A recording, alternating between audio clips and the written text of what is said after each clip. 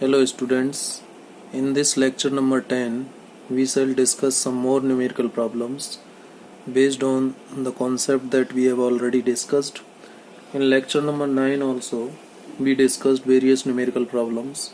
So in continuation of this lecture number 9 we shall discuss some of the new numerical problems.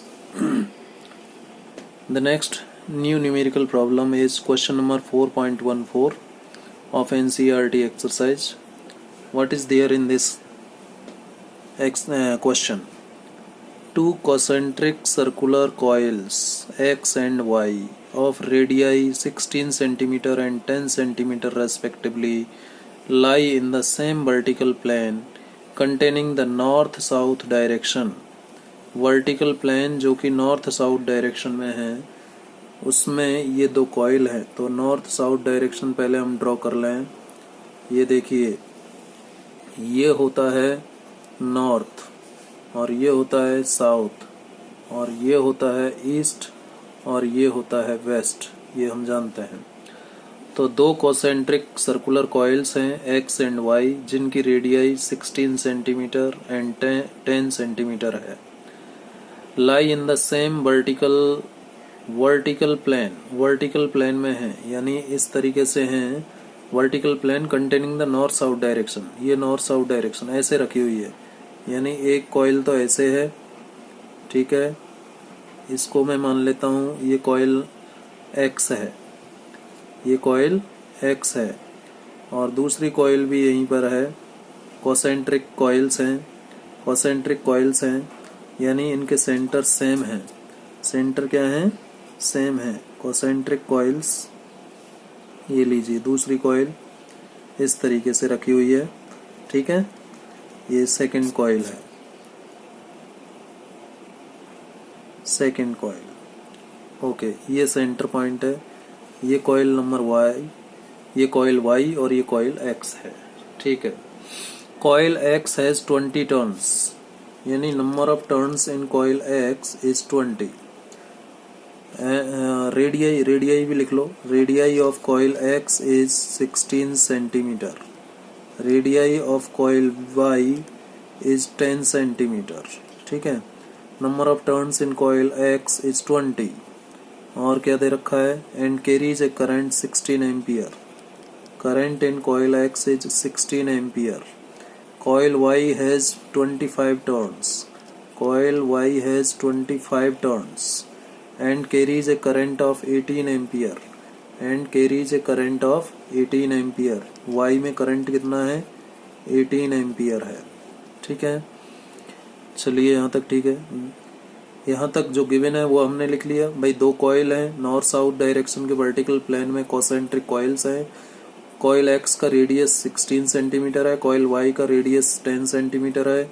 Coil x में number of turns 20 हैं। Coil x में current जो है 16 ampere है। Coil Y में number of turns 25 है और current 18 ampere है। आगे क्या कह रहा है? The sense of the current, sense मतलब direction, direction of the current in X is anti clockwise. X में जो करंट है वो एंटी क्लॉकवाइज है, ये लीजिए एंटी क्लॉकवाइज है एक्स में, ठीक है। एंड इन वाई क्लॉकवाइज, और वाई में क्लॉकवाइज है। वाई में क्लॉकवाइज मतलब ऐसे हो गया, ऐसे ये क्लॉकवाइज हो गया और एक्स में एंटी क्लॉकवाइज है, ठीक है।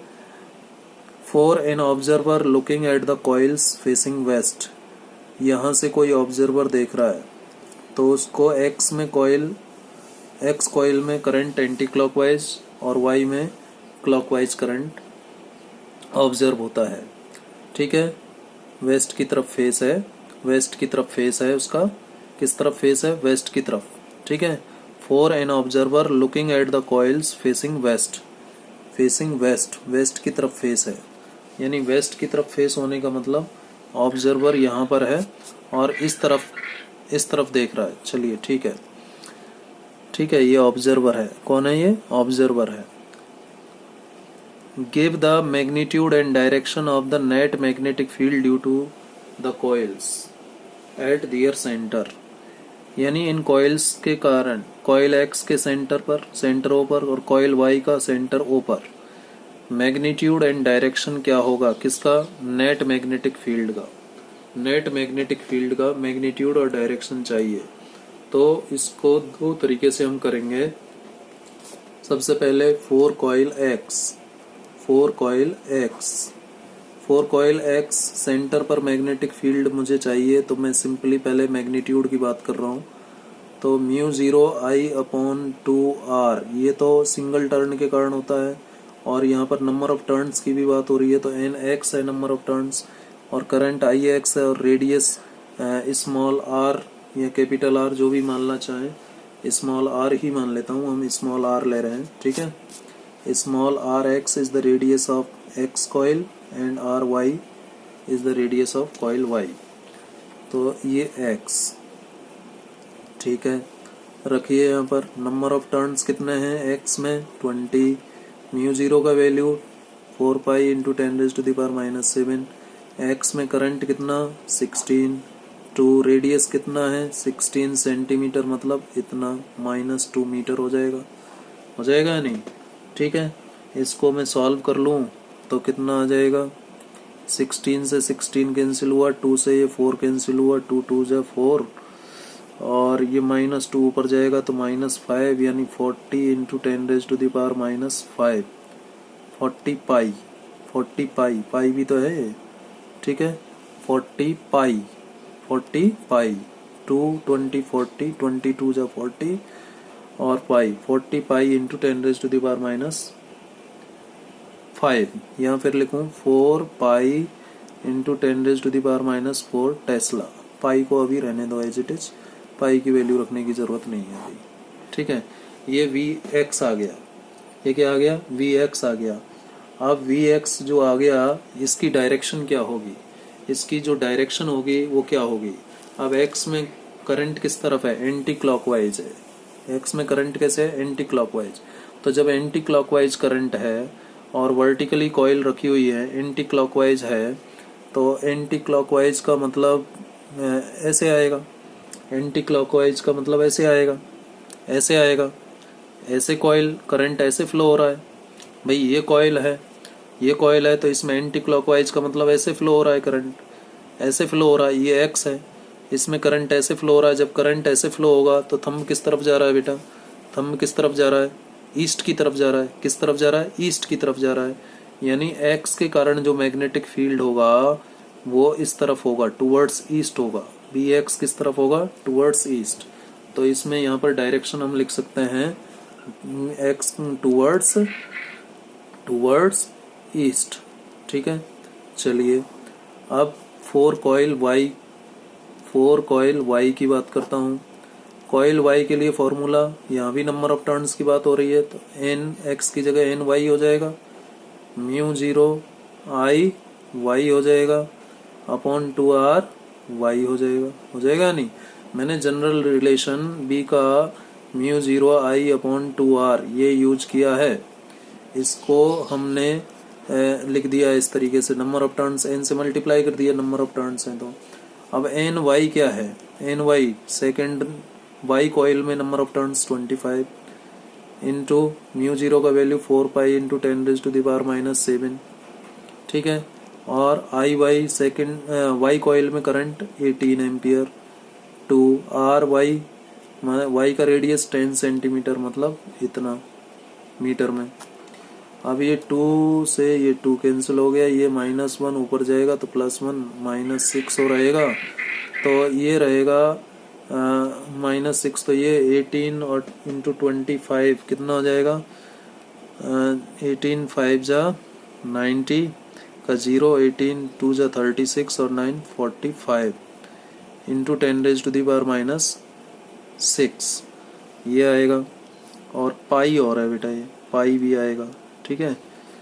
और क्या लिख सकते हैं, वी वाई क्या आ जाएगा यहाँ से, वी वाई की जो वैल्यू आएगी 18 5 जा, ये सही किया है मैंने, 18 5 जा 90 का 0 9 45, ठीक है।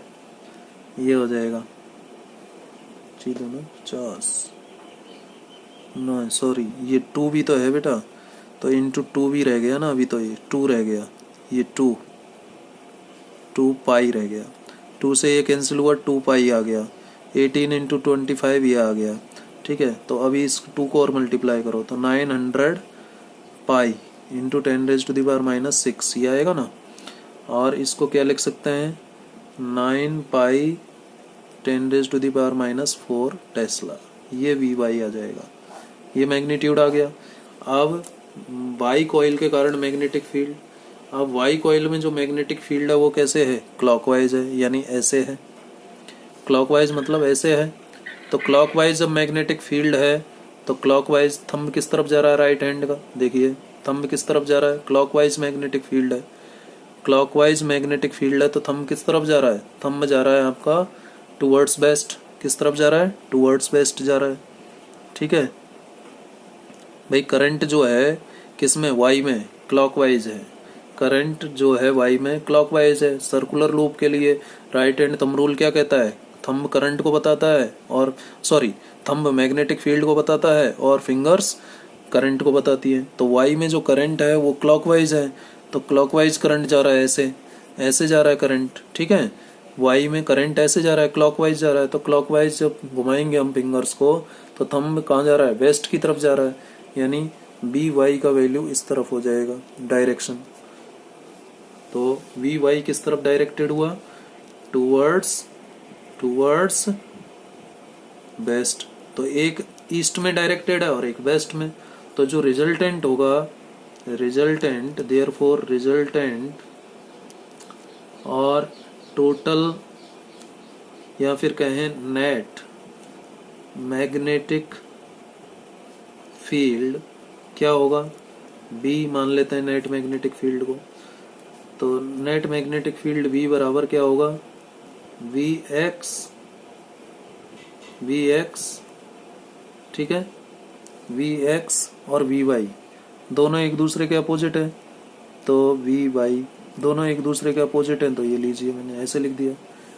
भाई वी कोई नेगेटिव क्यों लिखा, नेगेटिव तो इसलिए आ रहा है कि दोनों अपोजिट हैं। तो एक इस तरफ तो है आपका, मान लीजिए वी वाई, ये कौन है, वी वाई, और इस तरफ कौन है आपका, सॉरी इधर है आपका वी एक्स आया था ना, और इधर है वी वाई। ठीक है, अब बड़ा कौन है, बड़ा कौन आ रहा है, 9 पाई आ रहा है ये, और ये 4 पाई है, तो वी वाई ग्रेटर देन आ रहा है वी एक्स से। ठीक है, तो इसको ऐसे समझिए, वी एक्स इस तरफ है, वी वाई इस तरफ है, यानी v x minus v y कराएं या v y minus v x, वो देखने के लिए हम वी वाई ज्यादा है वी एक्स कम है, तो नेट मैग्नेटिक फील्ड को मैं v y minus v x लिखूंगा, क्योंकि वाई की वैल्यू ज्यादा है 9 पाई है, और एक्स बी एक्स की वैल्यू कम है, कितनी है 4 पाई है। तो कितना आ जाएगा, 9 pi into 10⁻⁻4 minus 4 pi into 10⁻⁻4, तो ये आ जाएगा 5 पाई इंटू 10⁻⁻4 टेस्ला। ये नेट मैग्नेटिक फील्ड आया, और नेट मैग्नेटिक फील्ड का जो डायरेक्शन होगा, जो ज्यादा होगा उस तरफ होगा, तो टूवर्ड्स वेस्ट होगा, टूवर्ड्स वेस्ट आ जाएगा। कौन, नेट मैग्नेटिक फील्ड किस तरफ आएगा, टूवर्ड्स वेस्ट। जिसका मैग्नीट्यूड ज्यादा होगा उसी तरफ तो रिजल्टेंट मैग्नेटिक फील्ड होगा, तो मैग्नीट्यूड किसका ज्यादा, वाई का, तो टूवर्ड्स वेस्ट आएगा। ठीक है, तो इस तरीके से इसे कैलकुलेट किया जा सकता है। सिंपल सा सवाल था। चलिए नेक्स्ट पर चलते हैं, नेक्स्ट सवाल की बात करते हैं। नेक्स्ट सवाल है क्वेश्चन नंबर 4.15, एनसीईआरटी का है ये भी, क्वेश्चन नंबर 4.15। अब देखिए इसके कई पार्ट हैं, सॉरी 4.18 ये क्वेश्चन है। 4.18 के कई पार्ट्स हैं। अब इनको 4.18 में आंसर द फॉलोइंग क्वेश्चंस, निम्न क्वेश्चनों के आंसर दीजिए। पहला पार्ट है इस क्वेश्चन का, a magnetic field that varies in magnitude from point to point what has a constant direction. एक मैग्नेटिक फील्ड है जो कि मैग्नीट्यूड में बदल रहा है, वेरी कर रहा है, from point to point. Magnetic field का मैग्नीट्यूड बदल रहा है लेकिन डायरेक्शन कांस्टेंट है। डायरेक्शन कैसे है, ईस्ट टू वेस्ट। अब जानते हो आप, ईस्ट मतलब इस तरफ से इस तरफ है, ये ईस्ट होता है और ये वेस्ट होता है, ठीक है। और मैग्नेटिक फील्ड क्या हो रहा है, चेंज हो रहा है, इस तरफ है। और अलग अलग जगह मैग्नेटिक फील्ड अलग अलग है, अलग अलग जगह मैग्नेटिक फील्ड अलग अलग है, ठीक है। नॉन यूनिफॉर्म मैग्नेटिक फील्ड हम कह सकते हैं, but as a constant direction. चलिए आगे। Is a setup in a chamber, इसको इस चेम्बर में सेटअप किया गया है। मान लीजिए ये कोई चेम्बर है, इसमें ये मैग्नेटिक फील्ड सेट किया गया है, ठीक है। ईस्ट से वेस्ट डायरेक्शन में है और इसमें मैग्नेटिक फील्ड सेट किया गया है और अलग अलग जगह पर मैग्नेटिक फील्ड अलग अलग है, ये भी ध्यान रखिएगा, ठीक है। ए चार्ज पार्टिकल, क्या कह रहा है आगे, ए charge particle enters the chamber and travels undeflected along a straight path. एक चार्ज पार्टिकल इस चेम्बर में एंट्री लेता है, प्रवेश करता है।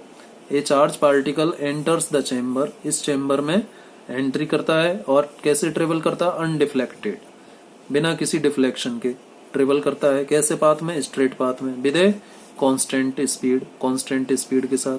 What can you say about the initial velocity of the particle. तो इनिशियल वेलोसिटी के बारे में आप क्या कह सकते हैं, जब कोई चार्ज पार्टिकल, भाई ये क्यू चार्ज पार्टिकल है, इसमें एंट्री लिया, ठीक है। तो जब कोई चार्ज पार्टिकल मैग्नेटिक फील्ड में एंट्री लेता है तो वो मैग्नेटिक फोर्स एक्सपीरियंस करता है, कितना, q v v sine theta, इतना मैग्नेटिक फोर्स एक्सपीरियंस करेगा कौन, चार्ज पार्टिकल, ठीक है। अब कोई वो कह रहा है कि चार्ज पार्टिकल अनडिफ्लेक्टेड जाता है, charge particle moves undeflected. Undeflected का मतलब क्या है, अनडिफ्लेक्टेड का मतलब चार्ज पार्टिकल को कोई भी मैग्नेटिक फोर्स एक्सपीरियंस नहीं हो रहा है। और मैग्नेटिक फोर्स का वैल्यू जीरो कब होगा, when sine theta is zero. और साइन थीटा जीरो कब होगा, जब थीटा का वैल्यू 0 डिग्री या फिर 180 डिग्री हो, ठीक है। 0 डिग्री का मतलब पैरेलल, ठीक है, और 180 डिग्री का मतलब एंटी पैरेलल, ठीक है। थीटा किसके बीच का एंगल है, वेलोसिटी ऑफ चार्ज पार्टिकल और मैग्नेटिक फील्ड के बीच का एंगल। यानी चार्ज पार्टिकल यदि मैग्नेटिक फील्ड की डायरेक्शन में या मैग्नेटिक फील्ड के अपोजिट, यानी यदि इस डायरेक्शन में मैग्नेटिक फील्ड है, ईस्ट टू वेस्ट, तो चार्ज पार्टिकल या तो इधर से एंट्री करे और या फिर इधर से एंट्री करे, ठीक है। तो इधर से एंट्री करेगा तो चार्ज पार्टिकल के लिए थीटा 0 हो जाएगा, पैरेलल हो गया, ये कौन सा केस हो गया, पैरेलल, ठीक है। और इधर से एंट्री करेगा तो थीटा की वैल्यू क्या हो जाएगी, 180 डिग्री, यानी ये कौन सा केस हो गया, एंटी पैरेलल। कौन सा केस हो गया, एंटी पैरेलल। तो जब चार्ज पार्टिकल पैरेलल या एंटी पैरेलल एंट्री करता है मैग्नेटिक फील्ड में, तो चार्ज पार्टिकल को कोई मैग्नेटिक फोर्स एक्सपीरियंस नहीं होता।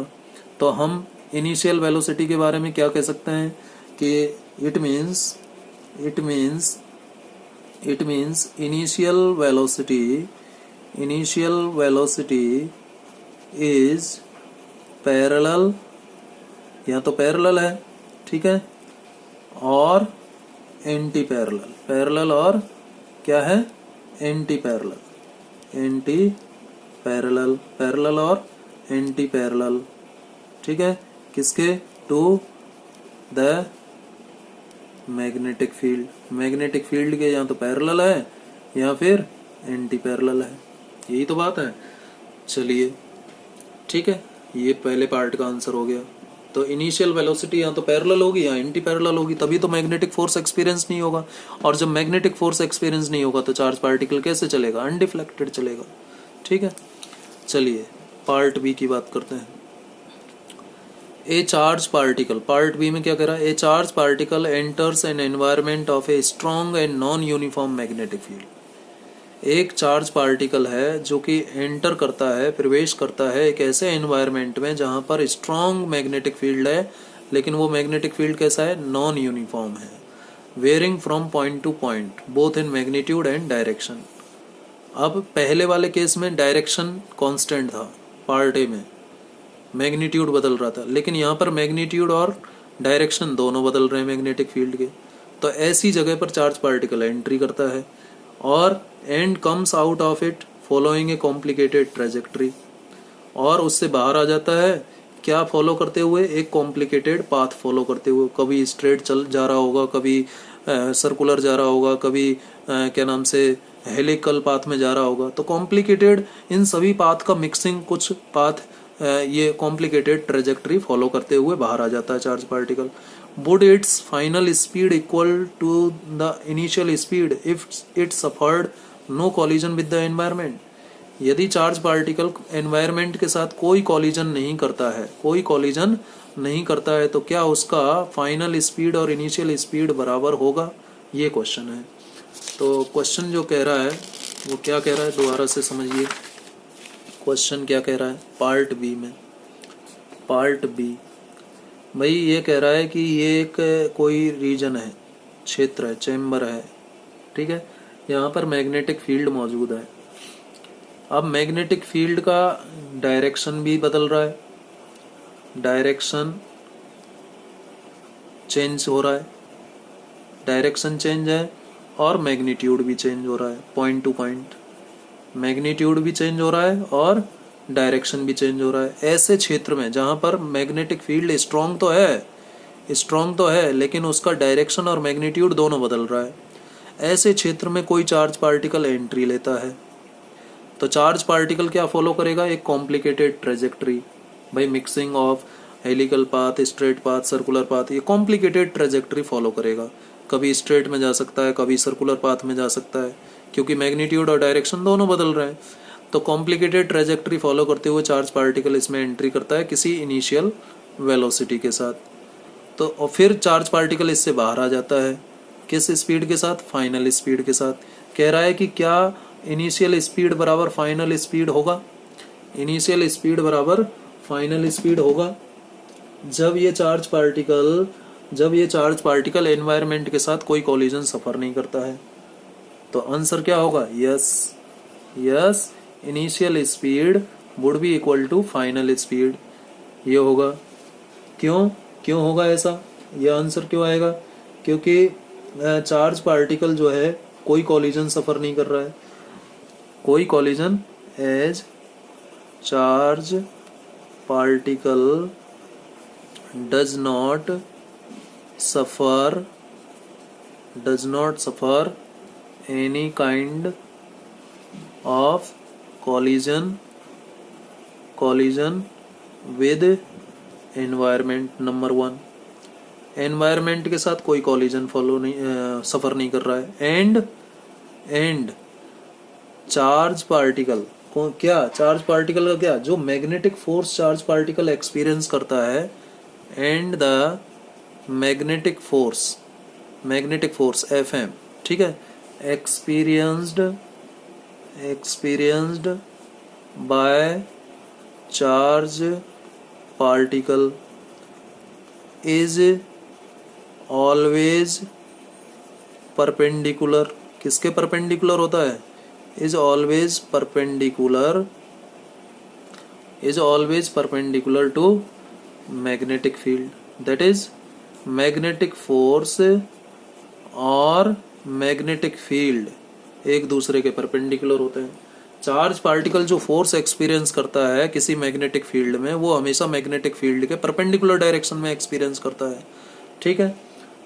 मैग्नेटिक फील्ड जो मैग्नेटिक फोर्स लगाता है चार्ज पार्टिकल पर, वो चार्ज पार्टिकल पर जो फोर्स लगाता है वो हमेशा चार्ज पार्टिकल की मोशन के परपेंडिकुलर लगाता है। यहाँ लिख दिए ऑलवेज परपेंडिकुलर टू, क्या लिखा है मैंने, as charge particle does not suffer any kind of collision with environment and the magnetic force experienced by the charge particle is always perpendicular to its motion. इसको दोबारा से करेक्ट कीजिए, its motion, जिस direction में charge particle जाता है उसके perpendicular to motion of charge particle, यानी वी के परपेंडिकुलर होता है। चार्ज पार्टिकल जैसे ही मैग्नेटिक फील्ड में जाएगा तो ये मैग्नेटिक फील्ड चार्ज पार्टिकल पर हमेशा किस तरफ फोर्स लगाता है, उस तरफ फोर्स लगाता है जो चार्ज पार्टिकल की मोशन के परपेंडिकुलर है, ठीक है। अब जब चार्ज पार्टिकल की मोशन के परपेंडिकुलर फोर्स लगा रहा है कौन, मैग्नेटिक फील्ड, तो it it means magnetic field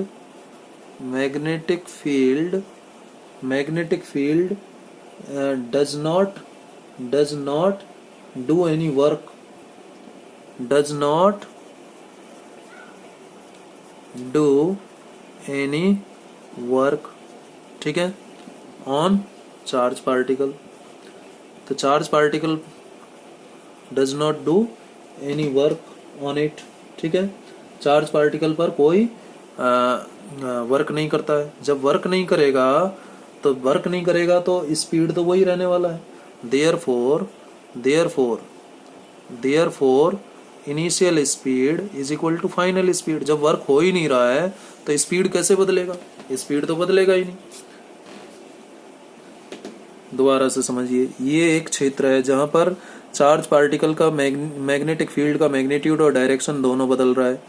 एक क्षेत्र है जिसमें मैग्नेटिक फील्ड का मैग्नीट्यूड और डायरेक्शन दोनों कंटिन्यूअसली बदल रहा है।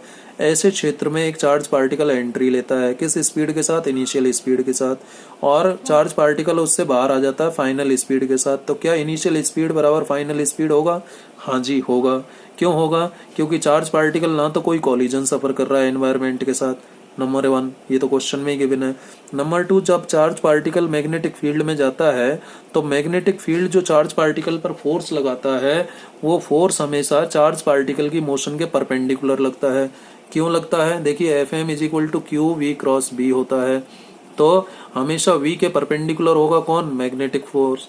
मैग्नेटिक फोर्स हमेशा v के परपेंडिकुलर होता है। जैसे मैंने मैग्नेटिक फील्ड इधर लिया और v इधर है, तो मैं ये पॉजिटिव चार्ज है तो मैग्नेटिक फोर्स ऊपर आ जाएगा फ्लेमिंग लेफ्ट हैंड रूल से, नेगेटिव है तो नीचे आता है। तो हमेशा Fm जो है इस मोशन ऑफ चार्ज पार्टिकल के क्या होता है? परपेंडिकुलर होता है, ठीक है। अब जब परपेंडिकुलर है Fm और मोशन तो कोई वर्क नहीं करेगा, यानी मैग्नेटिक फील्ड कोई वर्क नहीं कर रहा है, यानी ये जो फोर्स है मैग्नेटिक फोर्स कोई वर्क नहीं कर पा रहा है। किस पर? चार्ज पार्टिकल पर, ठीक है। मैग्नेटिक फील्ड या फिर हम कहें फोर्स, मैग्नेटिक फील्ड और force does not do any work on charge particle. जब कोई वर्क ही नहीं कर रहा है, जब कोई फोर्स ही नहीं लग रहा है, तो क्या चार्ज पार्टिकल की स्पीड बदलेगी? नहीं बदलेगी। तो इनिशियल स्पीड बराबर क्या हो जाएगा? फाइनल स्पीड हो जाएगा। चलिए अब समझ में आ गया होगा आपको। सी पार्ट में क्या कह रहा है देखिए, part c, an electron travelling west to east, एक इलेक्ट्रॉन वेस्ट से ईस्ट में जा रहा है। Enters a chamber having a uniform electrostatic field, एक ऐसे चेम्बर में प्रवेश करता है जहां पर यूनिफॉर्म इलेक्ट्रोस्टैटिक फील्ड है in north to south direction. Specify the direction in which the uniform magnetic field should be set up to prevent the electron from deflecting from its straight line path. मतलब क्या कह रहा है, एक charge particle ऐसे क्षेत्र में प्रवेश करता है जहां पर इलेक्ट्रिक फील्ड मौजूद है। ये इलेक्ट्रिक फील्ड है, और इलेक्ट्रिक फील्ड कैसे मौजूद है? Electrostatic field in a north to south direction. तो ये नॉर्थ हो गया और ये साउथ। नॉर्थ से साउथ की तरफ कौन है? इलेक्ट्रिक फील्ड है। ये कौन है? इलेक्ट्रिक फील्ड की डायरेक्शन है। चार्ज पार्टिकल वेस्ट से एंट्री लेता है, इधर से चार्ज पार्टिकल आ रहा है, ये वेस्ट डायरेक्शन होता है भाई। ये नॉर्थ होता है, ये ईस्ट होता है, ये वेस्ट होता है और ये साउथ, ये डायरेक्शन की बात है। तो ये नॉर्थ हो गया और ये साउथ, तो इस डायरेक्शन में तो इलेक्ट्रिक फील्ड है, ये रहा इलेक्ट्रिक फील्ड। और चार्ज पार्टिकल इधर से आता है, और चार्ज पार्टिकल इधर से आता है, और ये चार्ज पार्टिकल है कौन? इलेक्ट्रॉन है। कौन है ये? इलेक्ट्रॉन। इलेक्ट्रॉन जब इसमें एंट्री करेगा तो देखिए F इज इक्वल टू, जब कोई चार्ज पार्टिकल इलेक्ट्रिक फील्ड में जाता है तो इतना फोर्स एक्सपीरियंस करता है। यदि चार्ज पार्टिकल पॉजिटिव है तो इलेक्ट्रिक फील्ड की डायरेक्शन में फोर्स एक्सपीरियंस करेगा, इलेक्ट्रिक फोर्स। और यदि चार्ज पार्टिकल नेगेटिव है, माइनस क्यू है या इलेक्ट्रॉन है, ठीक है, तो चार्ज पार्टिकल हमेशा इलेक्ट्रिक फील्ड के अपोजिट डायरेक्शन में फोर्स एक्सपीरियंस करता है। तो ये इलेक्ट्रॉन है, तो इलेक्ट्रॉन इस तरफ तो एक्सपीरियंस नहीं करेगा, इस तरफ इलेक्ट्रिक फोर्स एक्सपीरियंस करेगा इलेक्ट्रॉन। कौन? इलेक्ट्रॉन। इलेक्ट्रॉन ऊपर की तरफ यानी साउथ से नॉर्थ की तरफ इलेक्ट्रिक फोर्स एक्सपीरियंस करेगा, ठीक है। अब यदि इसको अनडिफ्लेक्टेड जाते देना है, हम चाहते हैं कि इलेक्ट्रॉन कैसे चला जाए? अपने स्ट्रेट पाथ में चला जाए विदाउट एनी डिफ्लेक्शन, ठीक है। स्ट्रेट लाइन पाथ से इसको डिफ्लेक्शन से रोकना है। तो जितना इलेक्ट्रिक फोर्स ऊपर लग रहा है उतना की उतना मैग्नेटिक फोर्स हमें नीचे लगाना पड़ेगा, उतना की उतना मैग्नेटिक फोर्स हमें नीचे लगाना पड़ेगा। जितना इलेक्ट्रिक फोर्स ऊपर लग रहा है उतना की उतना मैग्नेटिक फोर्स नीचे लगाना पड़ेगा। ठीक है, यानी मैग्नेटिक फील्ड किस तरफ एक्ट होना चाहिए, मैग्नेटिक फील्ड डाउनवर्ड डायरेक्शन में होना चाहिए, क्योंकि इलेक्ट्रिक फोर्स तो इलेक्ट्रिक फील्ड के अपोजिट डायरेक्शन में लग रहा है। जब इलेक्ट्रॉन इसमें जाएगा, दोबारा से देखिए, ये इलेक्ट्रिक फील्ड का डायरेक्शन है, ठीक है, ये इलेक्ट्रिक फील्ड का डायरेक्शन है।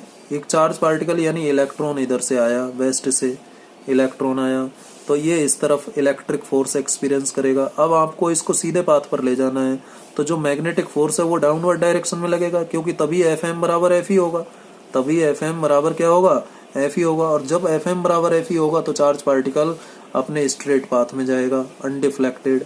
तो चार्ज पार्टिकल यानी इलेक्ट्रॉन को स्ट्रेट पाथ में जाने देना है, तो जो मैग्नेटिक फोर्स है वो डाउनवर्ड डायरेक्शन में लगना चाहिए। डाउनवर्ड डायरेक्शन में मैग्नेटिक फोर्स इलेक्ट्रॉन एक्सपीरियंस करे, इसके लिए मैग्नेटिक फील्ड डाउनवर्ड होना चाहिए।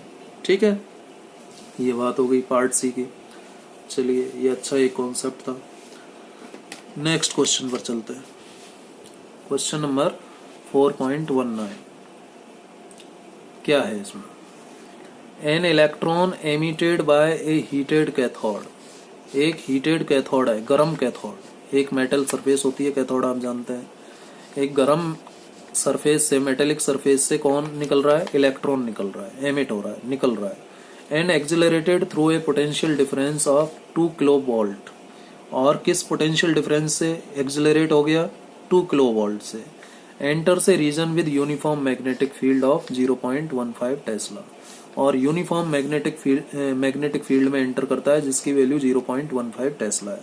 Determine the trajectory of the electron if the field is transverse to its initial velocity.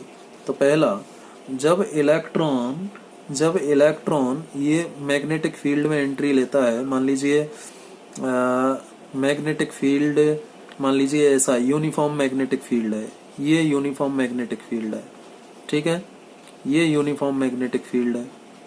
और इस यूनिफॉर्म मैग्नेटिक फील्ड का वैल्यू दे रखा है 0.15 टेस्ला। ठीक है, इसमें इलेक्ट्रॉन एंटर करता है, कहाँ से निकल रहा है इलेक्ट्रॉन, कैथोड से। ठीक है, और इसमें एंटर करता है, कैसे एंटर करता है, transverse to its initial velocity. Transverse का मतलब परपेंडिकुलर, ट्रांसवर्स का मतलब परपेंडिकुलर, ठीक है, to its initial velocity. Initial velocity के परपेंडिकुलर डायरेक्शन से एंट्री लेता है, यानी इस मैग्नेटिक फील्ड के परपेंडिकुलर डायरेक्शन में इलेक्ट्रॉन जाता है। यदि magnetic field into the page है तो इलेक्ट्रॉन ऐसे जा रहा है, इलेक्ट्रॉन ऐसे जा रहा है। तो जब परपेंडिकुलर डायरेक्शन से इलेक्ट्रॉन जाएगा तो कैसा पाथ फॉलो करेगा, ट्रेजेक्ट्री कैसी होगी, सर्कुलर, सर्कुलर ट्रेजेक्ट्री। तो पार्ट ए का आंसर क्या हो गया, सर्कुलर ट्रेजेक्ट्री। ठीक है, ट्रेजेक्ट्री होगी circular trajectory of electron. Electron कैसी ट्रेजेक्ट्री फॉलो करेगा, सर्कुलर करेगा। ठीक है, अब किस रेडियस का सर्कुलर पाथ वो फॉलो करेगा ये निकालना है। तो भाई जब सर्कुलर पाथ में जाएगा तो मैग्नेटिक फोर्स बराबर क्या हो जाएगा, सेंट्रीपिटल फोर्स हो जाएगा। मैग्नेटिक फोर्स कितना, क्यू की जगह ई आ जाएगा, ई वी वी, और साइन 90 हो जाएगा क्योंकि थीटा 90 परपेंडिकुलर डायरेक्शन से जा रहा है। M B square upon R आ जाएगा, वी से एक भी कैंसिल हो जाएगा, ठीक है, साइन 90 1 हो जाएगा। तो आर का वैल्यू क्या आ गया, m b upon e b. अब प्रॉब्लम यह है कि ये वेलोसिटी का वैल्यू हमारे पास नहीं है। अब वेलोसिटी का वैल्यू इस लाइन से आ जाएगा, किससे निकल जाएगा, an electron emitted by heated cathode and accelerated through a potential difference, इतना। तो हम जानते हैं कि काइनेटिक एनर्जी ऑफ इलेक्ट्रॉन बराबर होती है चार्ज इनटू पोटेंशियल के।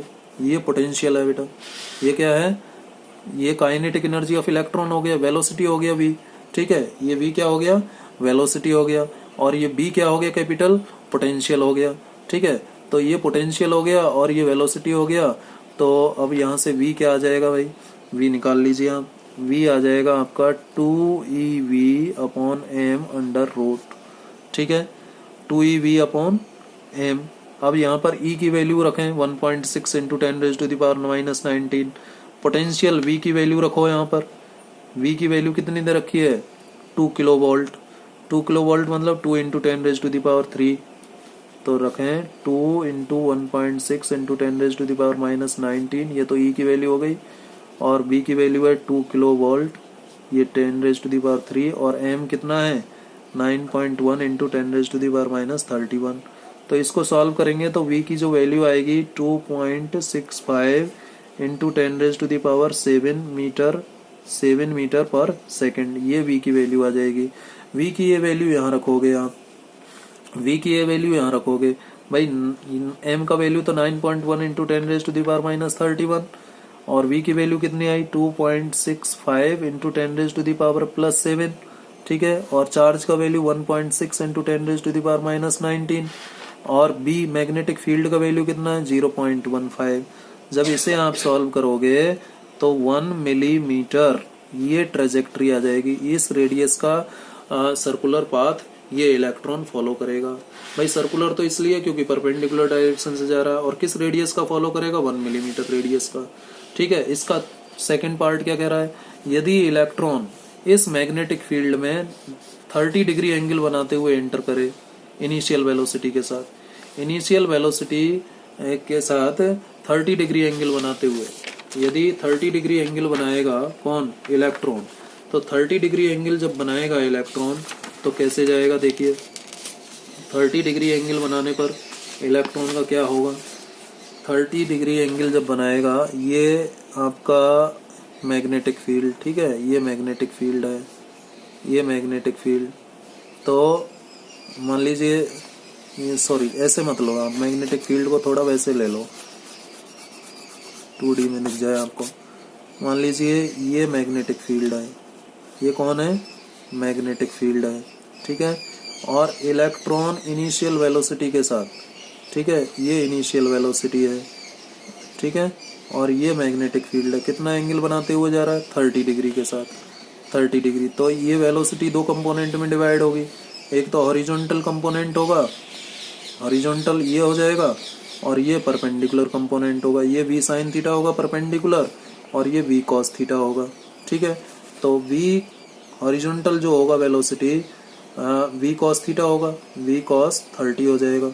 अब v कितना है, v हमने निकाला अभी, v कितना है 2.65 इंटू 10⁻⁷ और cos 30 का वैल्यू cos 30 का वैल्यू कितना होता है,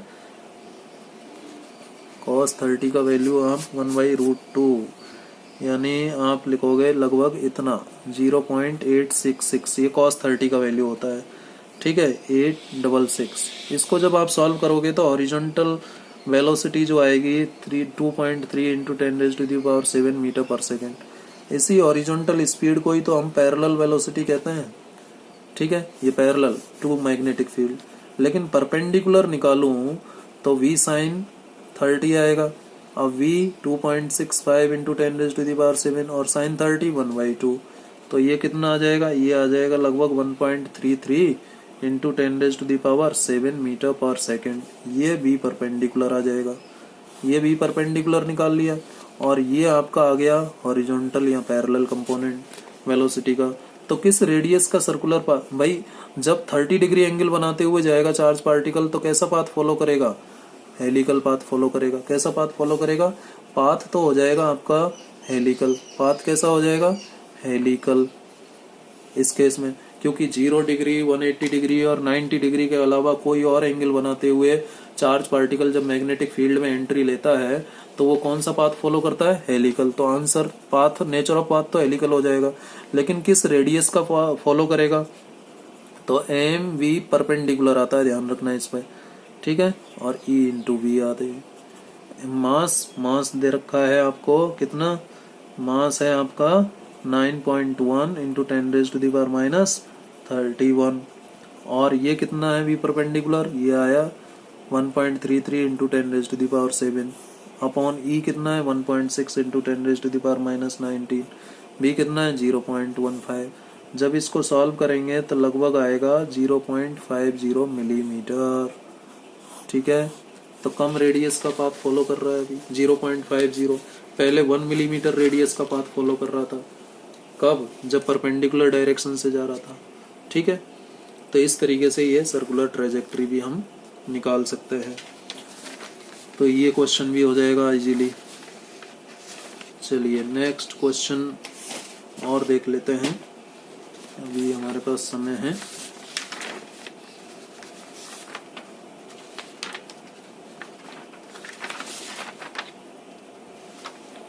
ये था 14.19।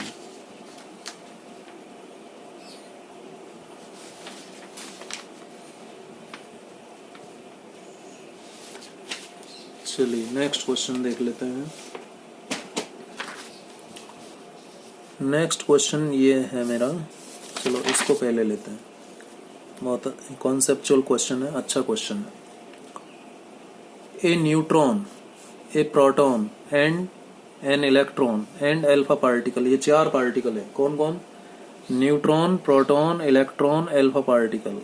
ये एंटर करते हैं एक ऐसे रीजन में जहां पर कांस्टेंट मैग्नेटिक फील्ड है और इक्वल वेलोसिटी के साथ एंटर करते हैं।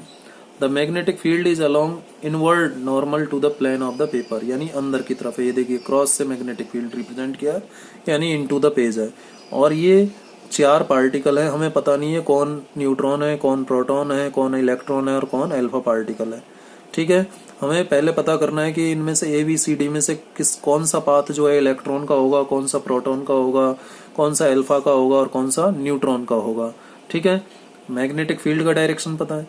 अब relate the tracks of the 4 particles, in particles के ट्रैक बताने हैं कि क्या क्या ट्रैक होंगे। तो कैसे बताएं क्या क्या ट्रैक होंगे पार्टिकल्स के?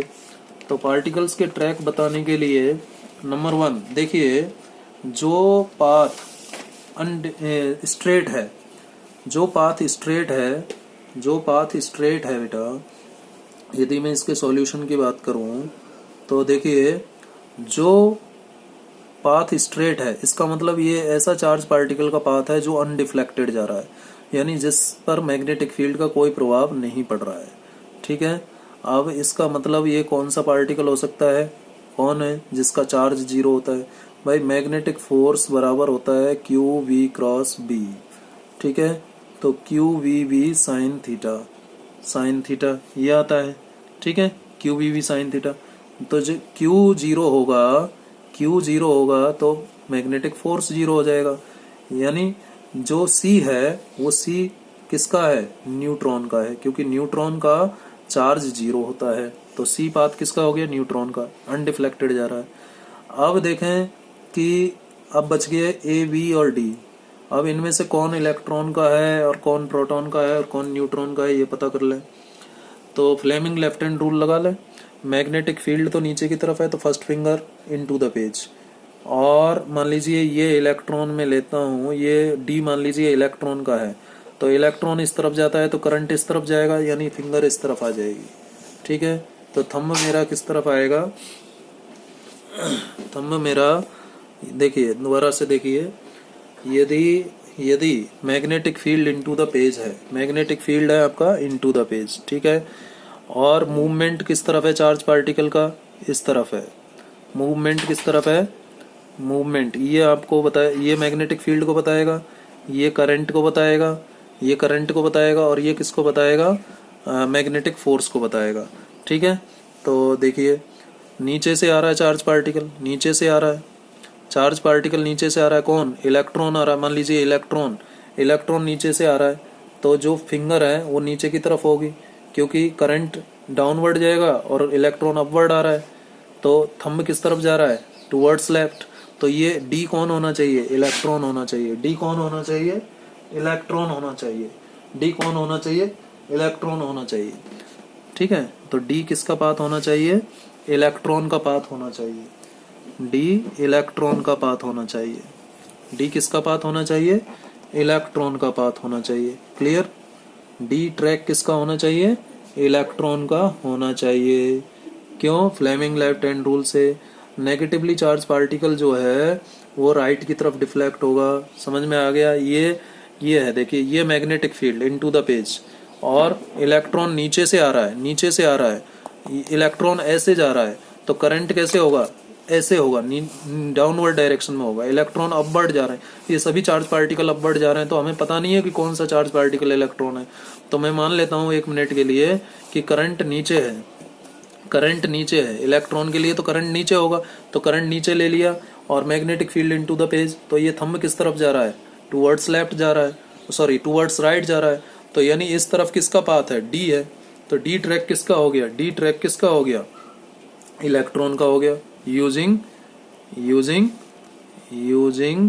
फ्लेमिंग लेफ्ट हैंड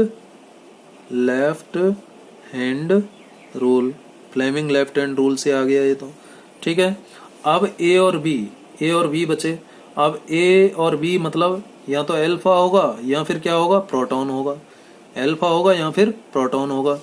अब देखिए करंट भाई ये अल्फा और प्रोटॉन है, यानी करंट ऊपर की तरफ होगा, करंट ऊपर की तरफ, मैग्नेटिक फील्ड तो नीचे ही है, और थंब किस तरफ जा रहा है, टुवर्ड्स लेफ्ट, यानी ये दोनों charge particle positively charge particles हैं, यानी ये प्रोटॉन या अल्फा हो सकते हैं। अब इनमें से कौन प्रोटॉन है और कौन अल्फा है, बी जो चार्ज पार्टिकल है इसका जो रेडियस होगा सर्कुलर पाथ का, बी का ज्यादा है और ए का कम है, तो रेडियस से पता चल जाएगा। अब since r is equal to क्या होता है, M b upon q b होता है, ठीक है, M b upon q b होता है।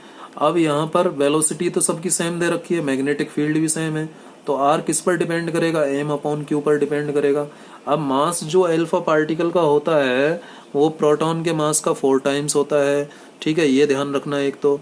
और mass of charge of alpha particle, electron का जो चार्ज होता है उसका डबल होता है चार्ज ऑफ अल्फा पार्टिकल, ये ध्यान रहेगा भाई। प्रोटॉन का जो चार्ज होता है, प्रोटॉन का चार्ज तो आप जानते होंगे इलेक्ट्रॉन के चार्ज के बराबर होता है। और मास की यदि मैं बात करूं, मास ऑफ प्रोटॉन तो लगभग 1840 टाइम्स होता है मास ऑफ इलेक्ट्रॉन का, ठीक है, इतना होता है। तो ये सारी बातें ध्यान रखनी है। Mass of alpha particle proton के मास का 4 times, charge of alpha particle electron के चार्ज का 2 टाइम्स होता है, ध्यान रखना, ठीक है, ये ध्यान है। तो फिर ये हो जाएगा। तो अल्फा के लिए निकालूं, तो अल्फा के लिए लिखे हैं तो m upon q, m alpha upon q alpha आएगा। और यदि मैं इसको लिखता हूँ प्रोटॉन के लिए तो m p upon q p आएगा। तो यहाँ से इन दोनों से मैं r alpha upon r p निकाल लेता हूँ, m alpha upon q alpha, और ये उल्टा हो जाएगा q p upon m p, ये आ जाएगा। अब एम अल्फा की वैल्यू रखूँ 4 एम पी, ठीक है, क्यू अल्फा की वैल्यू रखूँ 2e, क्यू पी की वैल्यू रखूँ e, एम पी की वैल्यू क्या है, एम पी रख लेता हूँ, एम पी से एम पी, ई से ई, ये कितना आ गया 2, यानी r alpha upon r p क्या आ गया 2, यानी किसका रेडियस ज्यादा आ रहा है, अल्फा पार्टिकल्स का, ठीक है। यानी कौन सा ट्रैक किसका होगा, बी ज्यादा रेडियस का है, बी ज्यादा रेडियस का है, ए कम रेडियस का है, तो बी किसका ट्रैक हो जाएगा, बी हो जाएगा अल्फा पार्टिकल्स का, और ए ट्रैक किसका हो जाएगा, प्रोटॉन्स का, ठीक है। इस तरीके से निकाल सकते हैं जब रेडियस निकाल के बात करें तो, ठीक है। तो इस तरीके से इसमें हम ट्रैक पता कर सकते हैं, ट्रेजेक्टरी पता कर सकते हैं, ठीक है। चलिए अब एक लास्ट क्वेश्चन कर सकते हैं हम, वैसे तो ये नेक्स्ट लेक्चर में ही करेंगे। तो इस लेक्चर में इतना ही। आपको जो आज मैंने न्यूमेरिकल प्रॉब्लम्स करवाई हैं इनको आप सॉल्व कीजिएगा, ठीक है। नेक्स्ट लेक्चर में हम इससे आगे कुछ न्यूमेरिकल प्रॉब्लम्स की बात करेंगे और इसके अलावा नेक्स्ट टॉपिक की भी बात करेंगे, ठीक है। Thank you very much.